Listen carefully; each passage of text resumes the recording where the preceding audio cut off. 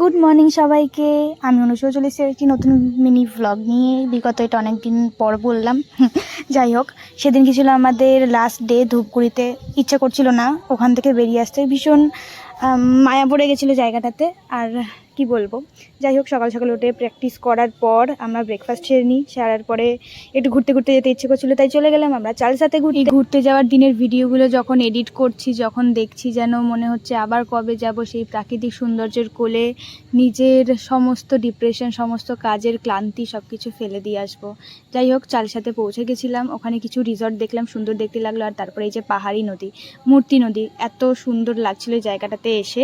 আর আমি নদী মানে বিশেষত পাহাড়ি নদী দেখলে নিজেকে একটু আটকাতে পারি না, পা ডুবিয়ে হাত ডুবিয়ে কখন বসবো। তারপরে একটু খেলাম মোমো আর আইসক্রিম, তারপরে এই জঙ্গলটাতে একটুখানি দাঁড়িয়েছিলাম, ঘুরে দেখলাম। আর এইখানে ওপর থেকে এই জায়গাটা দেখতেই নেমে পড়লাম নিচে, একদম কোনো ভয় নেই, লাফি লাফি নিচে নেমে পড়লাম, যাকে বলে একেবারে স্পাইডারম্যানের মতন।